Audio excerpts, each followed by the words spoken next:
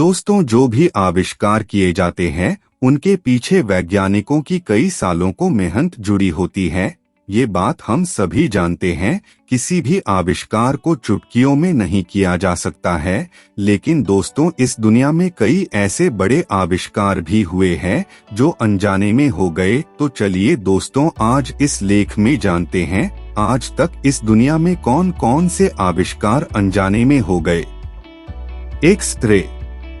दोस्तों, क्या आप ये बात जानते हैं कि एक्स-रे का आविष्कार गलती से हुआ था? यदि आपको नहीं पता तो इस बारे में हम आपको बताते हैं। सन की भौतिक वैज्ञानिक के रूप में दुनिया में मशहूर विल्हम रोहिंगटन ने एक्स-रे का आविष्कार किया था। एक विल्हम कैथोडिक रेसोट्यूब बना रहे थे। उसी दौरान जब लाइट चमक रही थी तब विल्हम ने देखा कि अपारदर्शी कवर होने बावजूद नीचे रखा हुआ पेपर दिखाई दे रहा था। इस वाकया को विल्हम हैरानी से देखने लगे और इसी तरह एक्स-रे का गलती से आविष्कार हो गया। माइक्रोवेव का आविष्कार पर्सी स्पेंसर 8 अक्टूबर 1948 को गलती से उनके हाथों से हो गया था। पर्सी स्पेंसर नए वैक्यूम ट्यूब के जरिए राडार से जुड़ी जानकारी पर रिसर्च कर रहे थे। इस दौरान उन्होंने कई मशीनों का निर्माण किया जो उनके इस रिसर्च में मदद करती है। इसी दौरान उन्होंने एक अजीब वाकया देखा। उनकी जेब में रखी कैंडी बार पिघलने लगी। ये सब देख पर्सी स्पेंसर हैरान रह गए। बाद में पर्सी स्पेंसर ने कुछ पॉपकॉर्न उस मशीन के अंदर रखा। तब उन्होंने देखा कि पॉपकॉर्न फूटने लग गए और इसी तरह दुनिया को माइक्रोवेव मिला। पेसमेकर।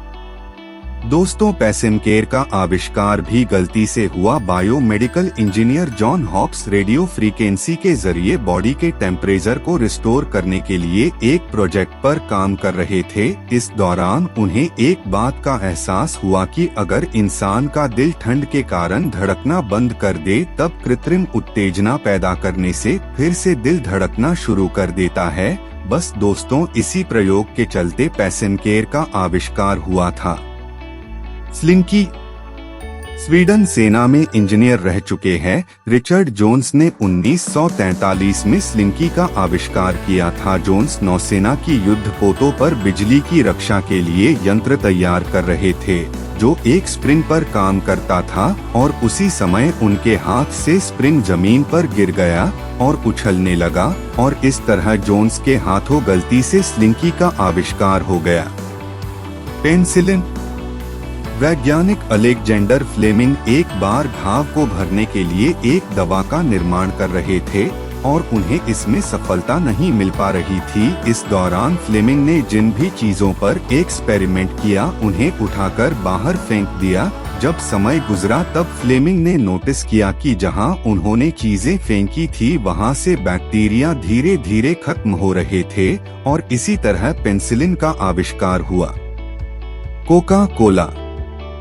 गर्मियों के दिनों में जब हम कोका कोला पीकर गर्मी से राहत लेते हैं, क्या आप जानते हैं कोका कोला का आविष्कार भी गलती से हुआ था। एक फार्मासिस्ट सिर दर्द की दवा बनाने के लिए कोला नट और कोला की पत्तियों का प्रयोग किया और संयोग से इन दोनों को कार्बोनेटेड वाटर में मिला दिया। जब बाद में उन्होंने इसका टेस्ट लिया तब ये कोका कोला के रूप में सामने आया और कोला के ही कारण इस ड्रिंक का नाम कोका कोला रखा गया और इस तरह सिर दर्द के आविष्कार के चलते दुनिया की मशहूर ड्रिंक कोका कोला का आविष्कार हुआ। टेफलोन। दोस्तों, टेफलोन का आविष्कार 1938 वैज्ञानिक रॉय फ्लेंकिट ने किया था हुआ क्योंकि रॉय एक बार रेफ्रिजरेटर के विकल्प की तलाश कर रहे थे। इसके लिए उन्होंने अपने कुछ सैंपल्स को एक टाइट बॉक्स में रखा। कुछ दिन बाद जब रॉय फ्लेंकिट ने उसे चेक किया, पाया कि बॉक्स के अंदर रखी हुई गैस गायब हो गई है और उस जगह फिसलनदार रेजिन के अवशेष बचे हैं। इस अवशेषों में हिट और केमिकल के प्रति प्रतिरोधक क्षमता थी। बाद में नोस्टिक कुकवेयर, स्पोर्ट्स इक्विपमेंट और कलर पेंट्स में इसका प्रयोग होने लगा। वियाग्रा। फाइजर दर्द से छुटकारा दिलाने के लिए हमारे शरीर रक्त संचार करने वाली रक्त धमनियों को सिकुड़ने में मदद करने के लिए यूके 92,480 की नाम की एक दवा का निर्माण किया, लेकिन ये दवा दर्द से राहत देने के बजाय पुरुषों की यौन शक्ति को बढ़ाने में कामयाब रही और इसे बाद में वियाग्रा के नाम से बाजार में उतारा गया। वेलक्रो। एक यात्रा के दौरान स्विच इंजीनियर जॉर्ज डी मेस्टवल ने अपनी पेंट से कुछ बीजों को चिपका हुआ देखा। उन्होंने पाया कि ये किसी भी लूप के आकार में वस्तु के चिपक जाते हैं और इसी तरह उन्होंने कृत्रिम लूप तैयार किए और इसके परिणाम स्वरूप वेलवेट हो क्रोचेट के मिलने से वेलक्रो का निर्माण हो गया। Potato chips. सन 1853 में जॉर्ज कर्म अपने एक ग्राहक के लिए फ्रेंच फ्राइज तैयार कर रहे थे। तब उस कस्टमर ने जॉर्ज कर्म को कहा कि ये थोड़ी पतली और कुरकुरी होनी चाहिए। जॉर्ज ने ग्राहक के कहे अनुसार ही किया और ये एक पोटैटो चिप्स बन गई।